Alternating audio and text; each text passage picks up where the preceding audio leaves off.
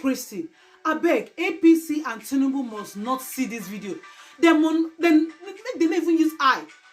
See this video, can't even talk less of to hear. Huh? So we get people for Nigeria, we get thick balls, get kidney, liver, correct one. The man scatter table with evidence, prove. Tinubu already before we say anything happen for not.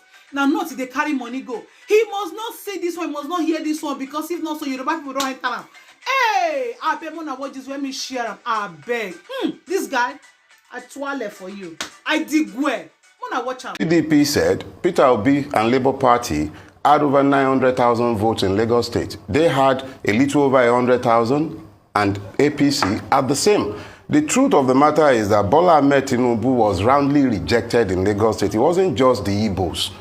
It wasn't about the Igbos rejecting him. He was rejected across the length and breadth of Lagos State because it was a referendum on his 24 years rule and hegemony in the state.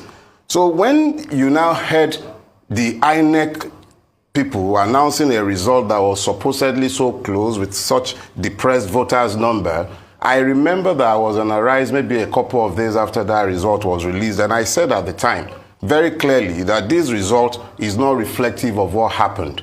At my polling booth, they were counting votes up until 1:43 a.m. in the morning. My wife did not vote until around 8:30 in the evening. And so the same happened across the length and breadth of Lagos, despite the best effort of those who were bent on disrupting the elections. So when they brought out the figure, I said immediately that one, it was not as close as they would like to pretend that it was. It wasn't close, it was a whitewash.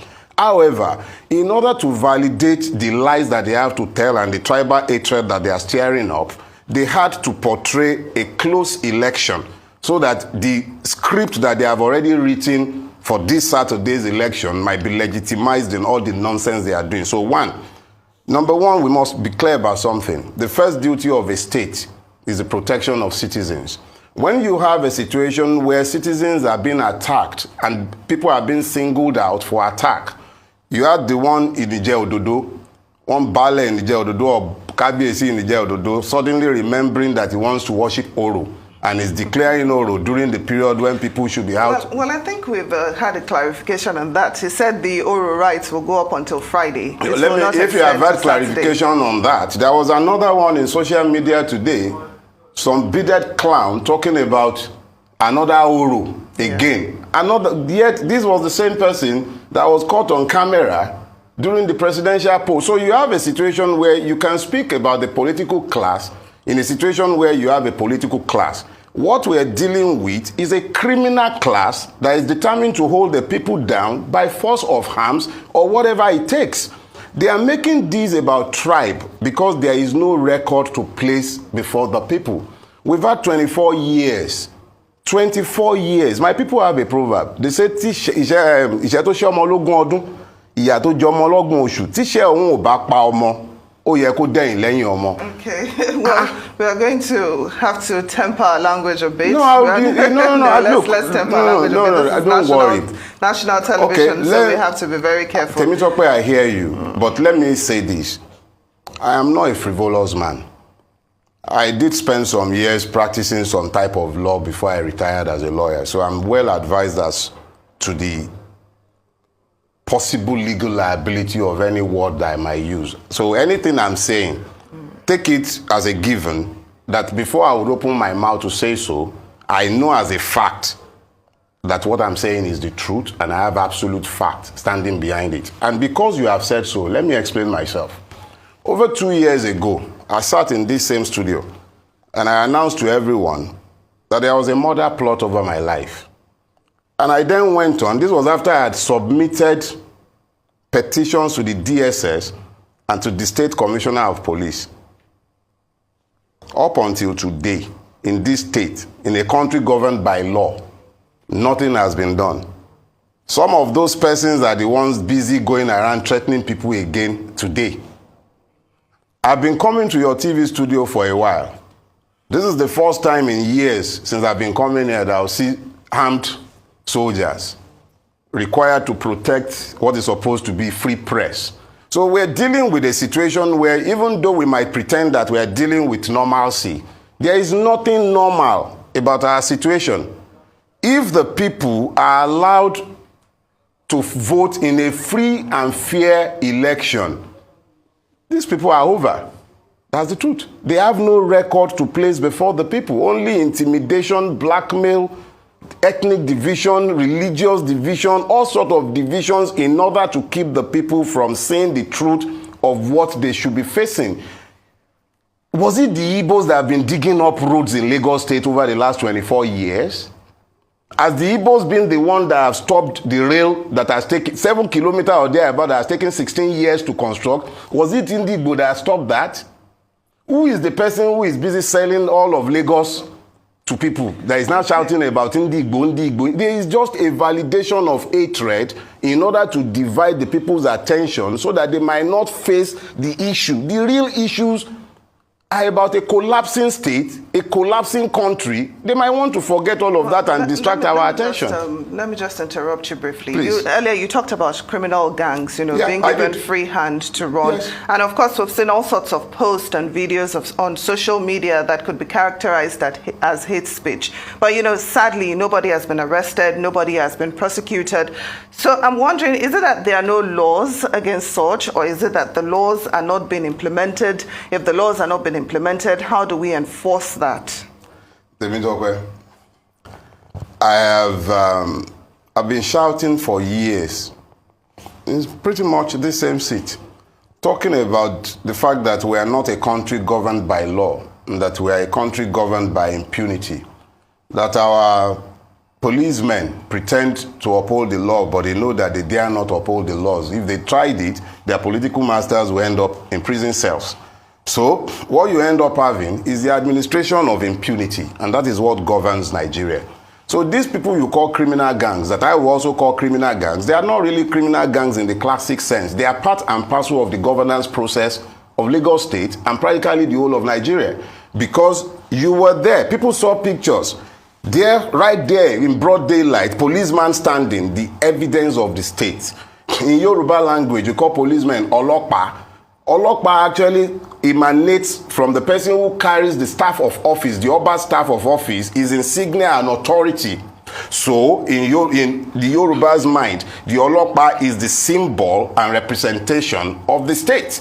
You saw policemen at multiple locations standing aside while thugs, quote and unquote, we call them thugs, but they are not thugs. These are stakeholders in the governance of the state. The BBC had a documentary where they had MC Mushroom Pikin calling governor. That is what we are all pretending we do not see. And that is what they are hiding behind the hatred that they are stirring up all over the place. So you and I will call them gangs, because that tickles our fancy and it helps us to deodorize those who wear bow ties, wear suits, wear agbada, sit down in your studio and speak Dogon Turenchi to cover up for those who are carrying guns and are threatening everybody else's peace. The reality is that they are not criminal gang in the true sense of it. They are part and parcel of the governance of Lagos State and have been for the last 24 years. So if we say we are a state or maybe a country governed by impunity, how then do we change this narrative? You said you've been here several times talking about the same issue. So that in case for you not to come back in a few months' time talking about this, what then would you say is the way forward? There is no danger of me coming back in a few months' time to say this. And I'll tell you why. Ultimately, if people get the kind of government they deserve, the Nigerian people can blame Tinubu, they can blame Abiola and Obasanjo, blame this, blame that. Ultimately, they bear the responsibility for the governance of their country. When you find people who knows the truth but finds a basis to justify their hatred, which blinds them from what they should see, they are telling you all of a sudden that a person born of a Yoruba parent to an Igbo mother is no longer a Yoruba. They are justifying hatred. These same people were so progressive in their thinking that they were the first to start appointing Igbo commissioners. There is somebody from Kanu in Lagos State. So they are progressive when they need to be, but when it serves their purposes to demonize in order to divide, they remember very quickly. All of a sudden, look, at the end of the day, they want us to have these asinine debates, debating nonsense when we should be facing issues. The issues are How is it impossible in a state that is more or less underwater that the whole of Lekki Peninsula does not have a square inch of pipe-borne water after 24 years of the genius of Bodilon? How is it that in Lagos State, we still do not have a coherent education system and nobody who can afford it will send his child to a government school? And that is when the government school is even available. You have less than 3 out of 10 classroom spaces in Lagos State owned by the state. And how good are those schools? Those are the questions we should be asking, but they will prefer that we are not asking those questions.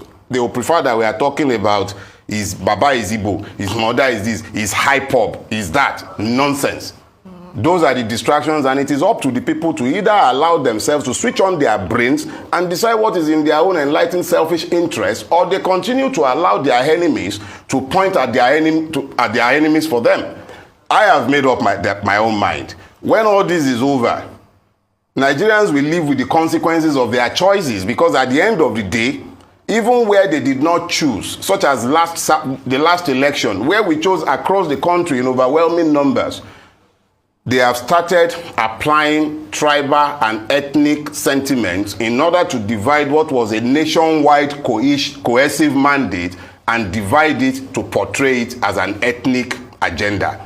And Nigerians are the ones who are receiving it in spite of what they know. So it's really, you can, if you set yourself on fire, the blind still wouldn't see. So what's the point? I hate to say this, but they say when the agama fell from on top of the Iroko tree, it beat his head. He said, yes, I have tried. It shall be said that I did my best, so don't worry. It's unlikely you'll find me in your studio. I'll go and take care of my wife and my children and face my own business. I've tried my best. It will be up to Nigerians to decide their own future. Well, just